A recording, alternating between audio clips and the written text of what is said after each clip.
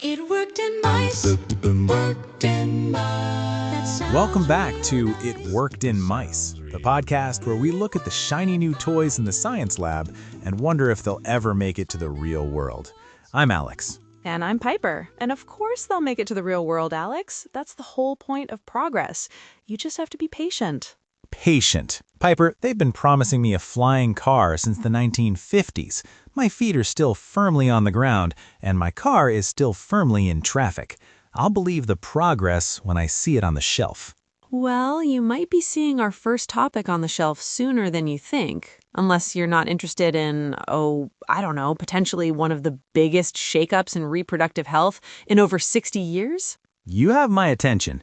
Is it an app that predicts when my partner is going to ask me to take out the trash? Because that would be a game changer. No, even bigger. Male birth control. Ah, yes, the white whale of pharmacology, the unicorn of the pharmacy aisle. They've been talking about this for decades. What's the big news this time?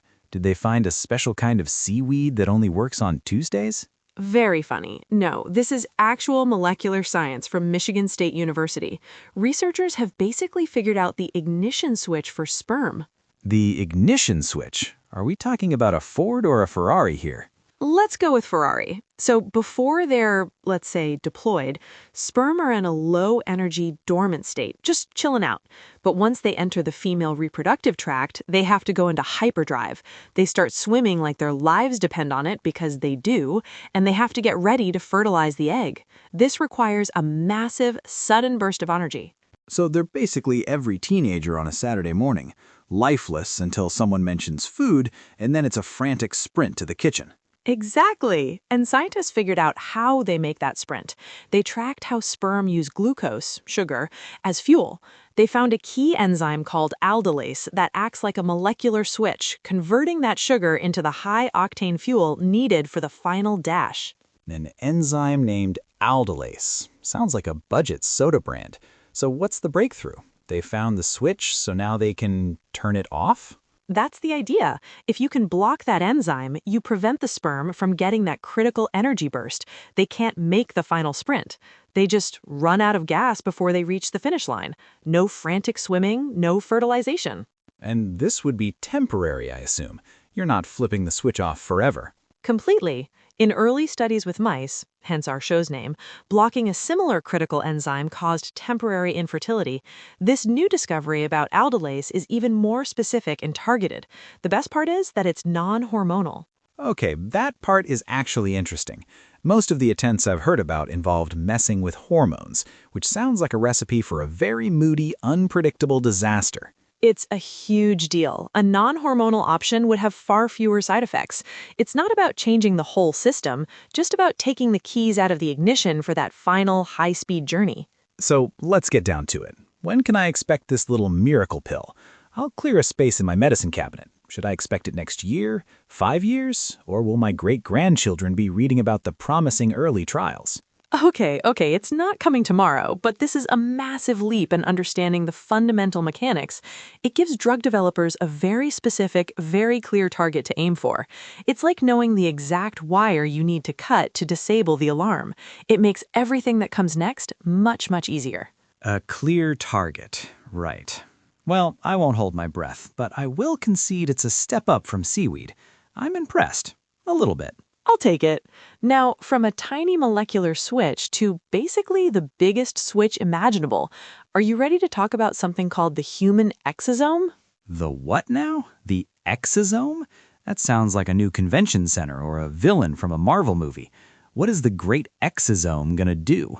Expose all my embarrassing search histories? Close, but not quite. It's a massive global project to map every environmental and chemical exposure a person experiences throughout their life.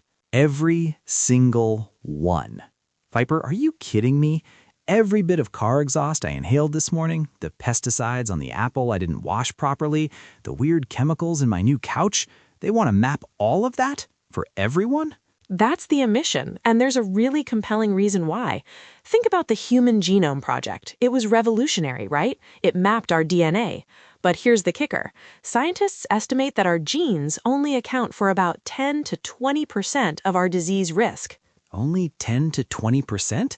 So all that talk about being genetically predisposed to this or that is only a tiny piece of the story. Exactly. The other 80 to 90% is thought to come from, well, everything else. The exosome, the air we breathe, the water we drank, our diet, our social interactions, our stress levels, the chemicals we encounter, all of it.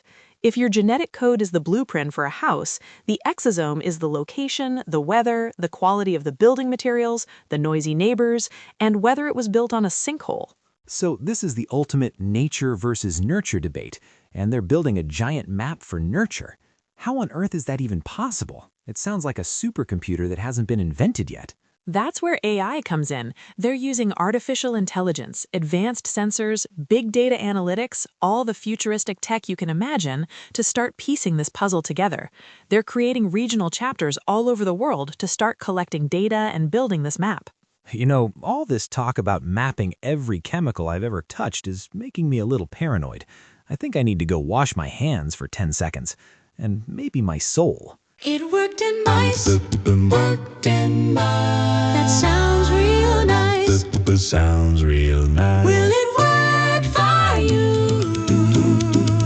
Let's find out what's true. It worked in mice. And he's back. Did you use soap or are you trying to preserve your unique exosome? Don't worry, we're not cataloging you personally yet. Anyway, where were we? Very funny. We were at the part where an all-knowing AI is cataloging the chemical residue on my unwashed apple. The goal is what, exactly? To create a personalized paranoia report for every citizen? The goal is to shift medicine from being reactive to being proactive.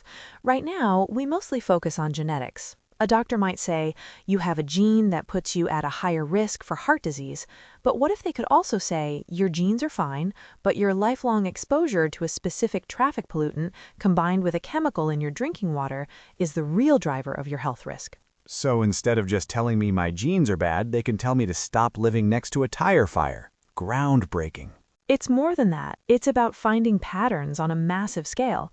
Maybe a certain combination of 3 seemingly harmless chemicals is linked to a huge spike in a specific illness in one town. Without mapping the exosome, we'd never connect those dots. It could lead to huge changes in public policy, regulations on chemicals, and urban planning. It's about preventing disease for whole populations, not just treating it one person at a time.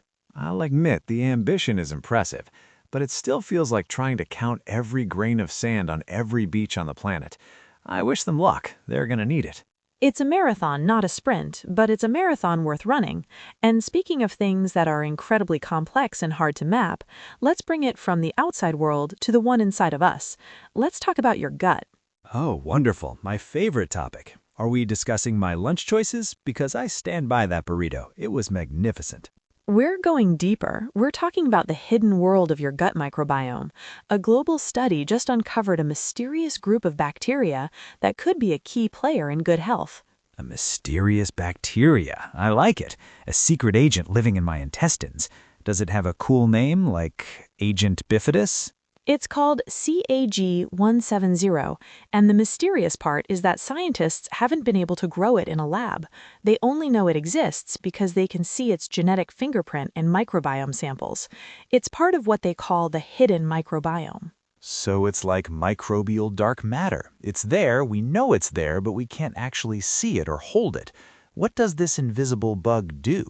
That's the million-dollar question. What they found is a very strong correlation. They looked at gut samples from over 11,000 people across 39 countries, and the pattern was crystal clear. Healthy people consistently had more CAG170. And let me guess, people with various health problems had less of it. Exactly. People with conditions like inflammatory bowel disease, obesity, even chronic fatigue syndrome all had lower levels of this bacterial group.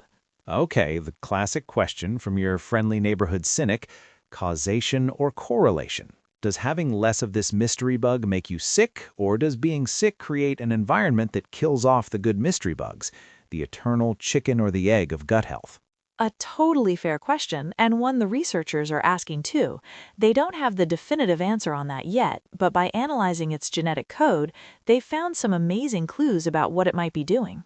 Lay it on me. What are its secret agent skills?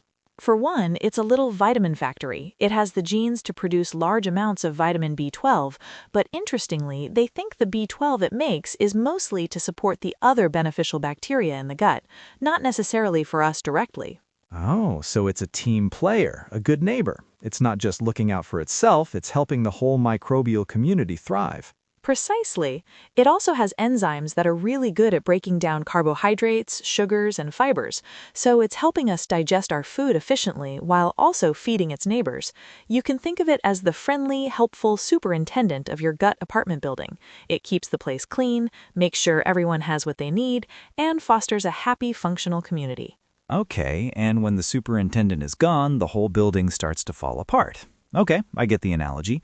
So the future is what? A CAG 170 probiotic pill? Can I get that on Amazon? A six-pack of mysterious gut microbes, please. That's the hope. If they can figure out how to grow it or what makes it thrive, it could be a game changer. At the very least, it could become a really powerful biomarker.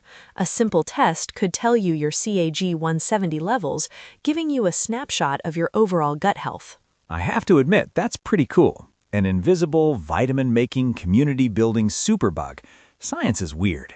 Isn't it the best? So today, we've covered a potential revolution in contraception by turning off a sperm's engine, an audacious plan to map every external factor that affects our health, and a secret agent in our gut that might be the key to wellness. So we've got a switch for sperm, a map of everything that's ever touched us, and a mystery bug in our gut. Nothing I can use tomorrow, but I'll admit it's interesting. Call me when the male pill is next to the Tylenol. I will, and until then, that's all the time we have for this episode of It Worked in Mice. Stay curious, everyone. And don't forget to wash your apples. Apparently, someone might be mapping them. This sounds real nice. Will it work for you? Let's find out what's true.